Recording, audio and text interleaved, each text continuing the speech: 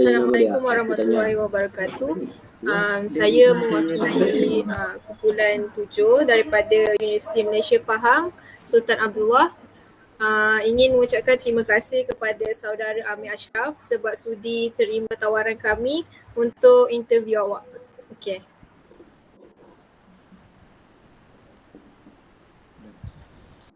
Okey. Boleh tak nak tahu nama penuh apa? Okey, nama penuh saya Muhammad Amir Ashraf bin Hairul Anwar. Berasal daripada mana? Saya berasal daripada Kuala Lumpur dan sekarang menetap di Shah Alam. Oh, Kuala Lumpur. Sama. Kat mana tinggal? Seksyen 19 Shah Alam. Oh, okey. Sekarang umur berapa? Umur saya 18 tahun. Kelulusan tertinggi setakat ni? Kelulusan saya yang tertinggi setakat ni ialah Ujian Pelajaran Malaysia. Okey. Dekat mana sambung belajar? Saya sekarang sambung belajar di Kolej Matrikulasi Kejuruteraan Pahang. Oh. Boleh tak nak tanya macam apa perasaan sebagai pelajar, jadi pelajar kat situ? Perasaan saya berada di sini, saya seronok belajar di sini sebab saya ada rakan-rakan yang baru dan berbeza daripada latar belakang penduduk. Contohnya saya dapat belajar benda baru dan saya dapat kawan baru yang berasal daripada negeri Kelantan mostly. Oh. Okey. Dah berapa lama kat Matrix? Minggu depan genaplah 2 bulan saya di sini. Oh, okey. Boleh tak nak tanya, Amir kan? Berapa lama, moto hidup Amir apa? Moto hidup saya hanya satu. Jika kita nak lakukan sesuatu, kita kena lakukan dia 100%. Tak kira lah apa juga. Kalau nak masak, masaklah 100%. Oh, ala-ala menyedap perkasan biar sampai ke Pangkalengan. Betul. Genggam bara api biar sampai menjadi arang. Okey. Amir berfikiran positif ke macam mana? Amir ni orang yang positif tak?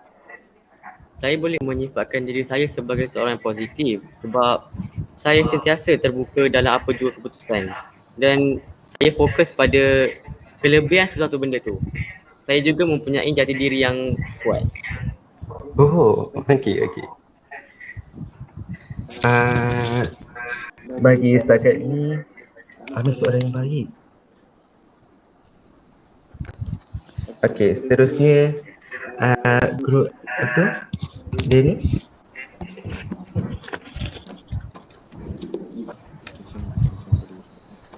Okey, maaf ada gangguan internet.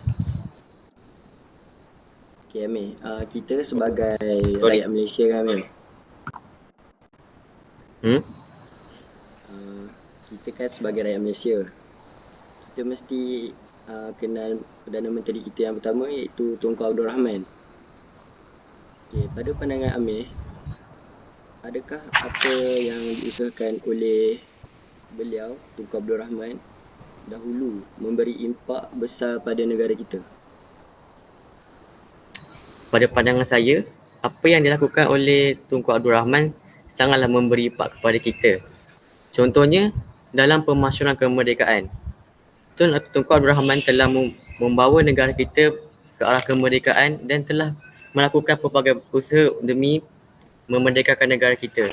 Di samping proses memerdekakan negara kita, terdapat beberapa peristiwa yang menyebabkan perpaduan antara kaum negara kita semakin kukuh. Contohnya ketika beliau membawa rombongan ke London. Di situ kita boleh tengok persepakatan antara penduduk Melayu dan India Cina bersatu padu untuk bersama-sama menyokong pembangunan tersebut. Selain itu, Tunku Abdul Rahman juga memberi impak kepada kita dari segi perpaduan rakyat. Contohnya ketika zaman Tunku Abdul Rahman membawa kemerdekaan, terdapat satu peristiwa yang di mana ramai penduduk bersatu padu, diorang memberikan semua diorang punya harta benda demi menyokong kewangan beliau untuk sambung proses ke London tersebut. Itu pada pendapat saya. Okey, terima kasih Amir. Okey, seterusnya pada kurun ke-15 telah wujudnya Kesultanan Melayu Melaka yang menjadi kuasa yang terkuat di gugusan Kepulauan Melayu. Okey Amir, pada pendapat Amir pula pasal yang ini, apakah sumbangan Kesultanan Melayu Melaka kepada pentadbiran negara kita pada masa ini? Bagi saya terdapat banyak kelebihan pentadbiran Kesultanan Melayu Melaka. Contohnya yang pertama dari segi bahasa. Pada zaman tersebut mulalah tersebarnya bahasa Melayu iaitu lingua franca kerana bahasa tersebut digunakan sebagai bahasa perantara antara pedagang Melayu dan pedagang luar. Selain itu, pada zaman ini juga berkembangnya agama Islam. Pedagang daripada Arab berdakwah ke dalam negara kita sehingga kini Islam tetap menjadi agama rasmi negara Malaysia. Selain itu, daripada zaman Kesultanan Melayu Melaka ni terbentuknya satu perlembagaan ataupun hukum kanun Melaka yang kita guna pakai dalam perlembagaan kita sekarang. Jadi itulah sedikit sebanyak kelebihan Kesultanan Melayu Melaka yang kita peroleh sampai sekarang. Okey, Itu saja. sungguh jelas penerangan daripada Amir. Okey Amir, ada lagi soalan. Kita semua pasti mengetahui mengenai peristiwa 13 Mei 1999 iaitu terjadi kerusuhan antara kaum. Pada pandangan Amir pula, jikalau dasar ekonomi baru tidak diperkenalkan,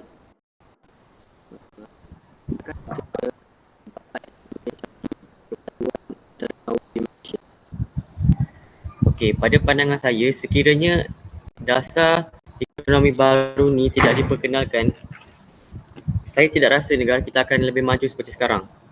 Kerana DAB memainkan peranan yang penting dalam usaha memupuk perpaduan kaum. Di dalam kampung hanya mengusahakan tanaman sendiri, kini Melayu sudah keluar ke bandar dan bekerja. Itu merupakan satu kejayaan untuk orang Melayu selain daripada kita boleh memupuk semangat perpaduan antara kaum. Contohnya pada masa yang sama Melayu, India dan Cina juga boleh bekerjasama dalam melakukan satu pekerjaan. Jika kita lihat sendiri tujuan DEB adalah untuk dan merapatkan jurang antara kaum, kita boleh tahu kesan DEB sendiri membawa kepada perpaduan kaum. Jadi apabila kita membuat DEB ni, apabila DEB diperkenalkan, bukan sahaja ekonomi kita boleh bangunkan, kita boleh dapatkan hubungan antara kaum. Jadi itulah kesan yang ketara kita boleh nampak daripada penubuhan DEB sehingga sekarang. Itu saja. Okey, terima kasih. Seterusnya, dalam sukan badminton negara, pemain badminton bergu wanita iaitu Perlitan dan Tina A. Muralidharan telah menunjukkan semangat perpaduan di Malaysia. Pada pendapat Amir, mengapakah istilah perpaduan amat penting untuk negara kita? Jika kita telitikan, maksud perpaduan itu sendiri menggambarkan tentang bersatu padu ataupun bersepakat sesama kaum. Maksudnya kat sini, perpaduan penting untuk kita kekalkan situasi kita sekarang ni di mana tiada rusuhan antara kaum berlaku. Kita perlu contohi daripada peristiwa 13 Mei yang merupakan peristiwa yang besar untuk negara. Kita tak nak peristiwa tersebut berlaku lagi. Jadi, kita perlu menghayati maksud perpaduan ini agar peristiwa tersebut tidak berlaku lagi. Pentingnya perpaduan ni, kita nak memastikan kita punya hubungan sesama kaum makin rapat dan kita dapat hidup secara bersatu padu, kita dapat hidup secara harmoni, hormat menghormati dan saling bertoleransi. Apabila rakyat sesama sendiri hidup seperti ini, nescaya negara kita akan lebih maju, aman dan makmur. Itu pada pandangan saya. Okey, terima kasih Amir atas penjelasan tersebut.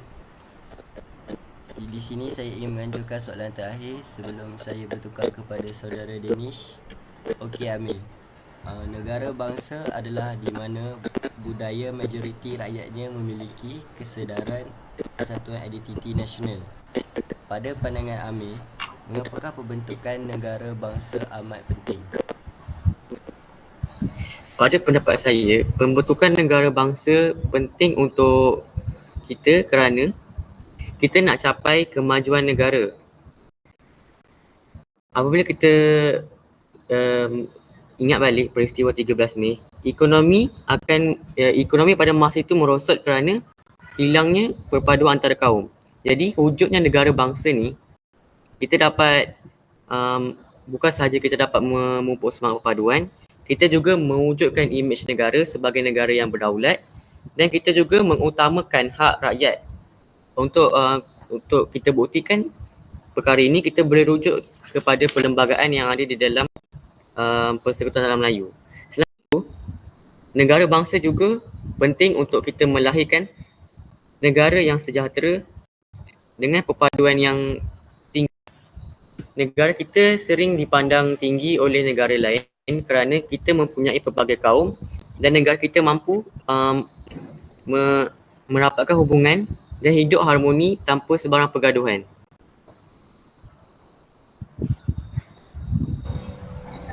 Okey, baik. Terima kasih Amir. Bolehkah saya meneruskan perbincangan kita pada malam ini? Boleh. Okey. Seperti yang kita tahu, Malayan Union ditubuhkan yang mana merupakan sebuah gabungan negeri-negeri Melayu dengan negeri-negeri Selat di bawah pemerintahan Governor British. Pada pendapat Amir, mengapakah orang Melayu menentang Malayan Union? Bagi saya, terdapat beberapa faktor orang Melayu menentang Malayan Union. Pertama sekali, sifat pemerintahan Malayan Union ni yang seolah-olah menafikan kepentingan hak orang Melayu. Contohnya, sultan-sultan dan raja-raja hilang kuasanya di dalam penguasaan Malayan Union. Sebab itulah orang Melayu menolak Malayan Union secara besar-besaran. Selain itu, Malayan Union juga bertujuan untuk membangunkan memerintah negara Malaysia, tetapi mereka telah menggunakan ugutan untuk mendapatkan persetujuan raja-raja Melayu. Perkara ini telah menimbulkan ketidakpuashatian daripada rakyat-rakyat dan menyebabkan mereka menentang Malayan Union ni. Seterusnya, orang Melayu, cara orang Melayu menentang Malayan Union ni, modus operandi mereka adalah dengan menubuhkan UMNO dan mencadangkan Persekutuan Tanah Melayu kepada mereka. Oleh sebabkan wujudnya UMNO dan Perjanjian Persekutuan Tanah Melayu ni, Malayan Union dapat dimansuhkan. So dekat sini kita boleh ambil pengajaran daripada peristiwa dia, sebab dia berikan kita kesedaran macam mana kita nak memupuk, bekerjasama menentang pemerintahan seperti Malayan Union ini. Kesannya bila kita dapat bersama-sama memupuk semangat antara rakyat, kita boleh melahirkan negara yang bebas daripada penjajah.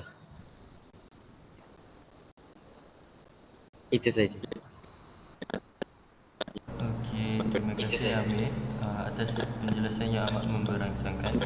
Soalan seterusnya, pada zaman media masa ini, semua orang perlu menggunakan ICT bagi memenuhi keperluan hidup. Pada pendapat Amir, adakah ICT ini membantu masyarakat kita bersatu padu secara digital? Pada pendapat saya, ICT membantu dalam masyarakat kita untuk bersatu padu. Buktinya, setiap generasi zaman sekarang ni semua menggunakan telefon bimbit dan semua akan berkomunikasi di atas talian. Oleh itu, ini dapat memudahkan lagi pengantaraan antara kita dengan orang lain. Kita dapat berkomunikasi dengan mudah, kita dapat berkomunikasi pada bila-bila masa di mana jua. Selain itu, ICT juga membenarkan pelajar-pelajar untuk mengakses aplikasi-aplikasi atas talian seperti Google Classroom yang di mana boleh memudahkan pelajar-pelajar untuk belajar dengan lebih efisien. Selain itu, ICT juga membolehkan satu maklumat, info ataupun pengetahuan yang bermanfaat disebarkan dengan mudah di dalam talian. Contohnya di dalam aplikasi WhatsApp, Instagram, Telegram, di mana maklumat boleh dihantar dengan mudah, diakses dengan mudah oleh pelajar-pelajar. Namun begitu, ICT juga mempunyai keburukan bagi saya. Contohnya, penggunaan internet yang terlalu tinggi dalam kalangan pelajar boleh menyebabkan pelajar lalai, leka dan kurang rangsangan pada diri. Maksudnya pelajar tidak dapat rangsangan daripada guru yang mengajar. Contohnya mereka belajar secara talian, secara Google Classroom, mereka tak dapat rangsangan daripada guru. Contohnya mereka boleh senang untuk lalai, mereka boleh hilang fokus dengan mudah.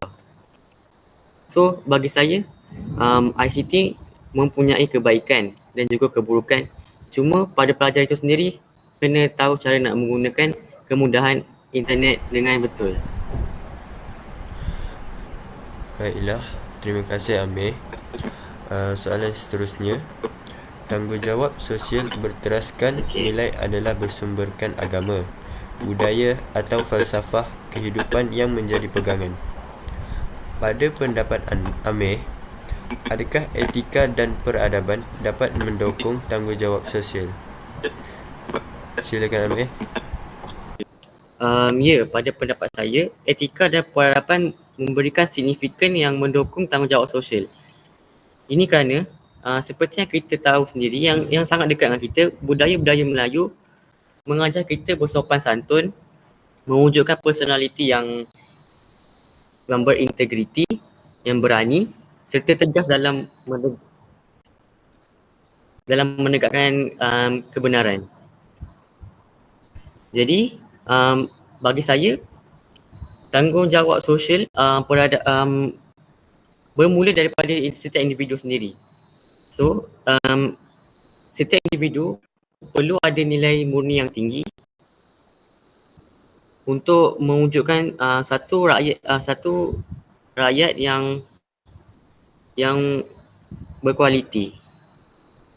Jadi jika setiap individu mempunyai tanggungjawab dalam meningkatkan personaliti diri, maka wujudnya lah masyarakat yang mantap.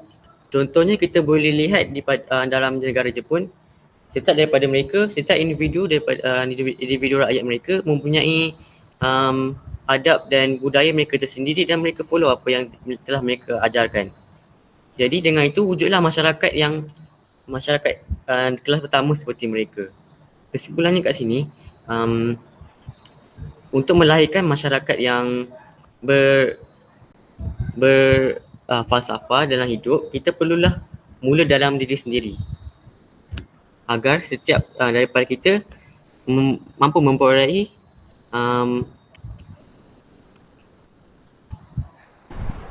Terima kasih Amir memperolehi jati diri yang teguh seterusnya, demi tanggungjawab artisan sosial semakin meningkat pada aspek budaya keadilan, integriti, tolak ansur, kesepaduan dan demokrasi sejak 2018. Pada pandangan Amir, mengapakah hakisan sosial dapat merosakkan negara dan peradabannya? Silakan.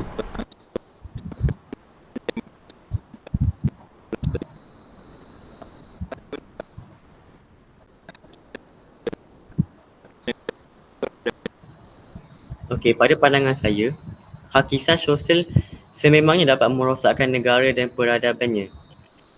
Ini dapat dibuktikan daripada dominasi penggunaan ICT yang meluas.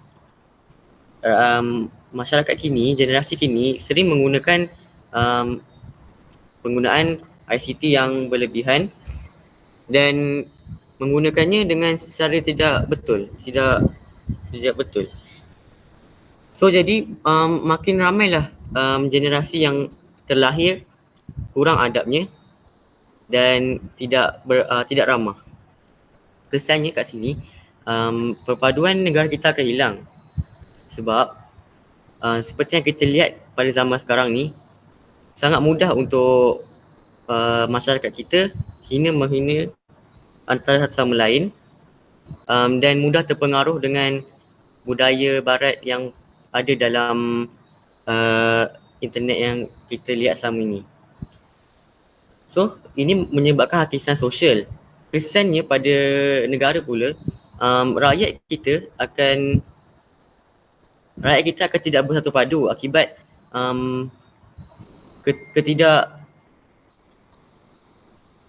rakyat kita akan tidak bersatu padu disebabkan hilangnya perpaduan antara sama lain. Jadi, toleransi dan hormat menghormati kat sini akan hilang disebabkan hakisan sosial. Seterusnya, negara kita tidak akan maju disebabkan rakyat kita sendiri tidak bersatu padu. Itu saja. Okey, terima kasih kepada Amir. Sebelum kita mengakhiri sesi kita pada malam ini, terdapat satu soalan terakhir yang ingin diajukan. Mengapakah penting bagi kita mengetahui dan menghayati etika dan peradaban? Silakan Amir. Bagi saya, penting kita mengetahui dan menghayati etika peradaban kerana supaya kita dapat lahirkan insan yang berkualiti tinggi. Contohnya insan yang berkualiti tinggi kat sini ialah seorang yang boleh menghormati antara satu sama lain, saling bertoleransi, memahami dan menghayati budaya orang lain serta menerima seadanya budaya-budaya lain yang kita dapat lihat di Malaysia. Daripada sini akan terbentuknya lah kehidupan yang aman dan harmoni disebabkan rakyat Malaysia yang berkualiti tinggi.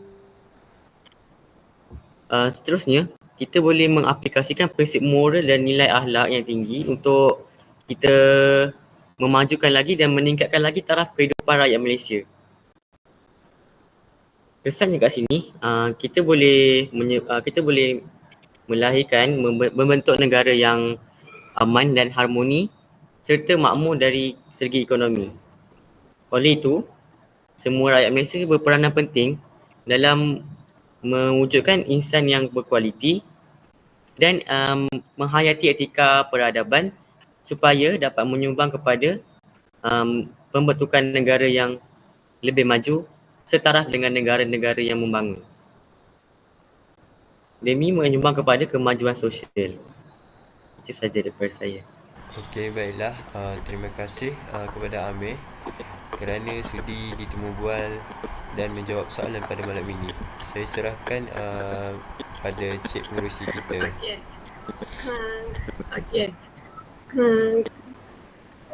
Penerangan dan jawapan yang diberikan tu sangat baguslah bagi saya, dan saya ingin mengucapkan ribuan terima kasih kepada saudara Amir Ashraf atas kerjasama dan sudi meluangkan masa pada malam ini untuk memenuhi kerja-kerja kami lah.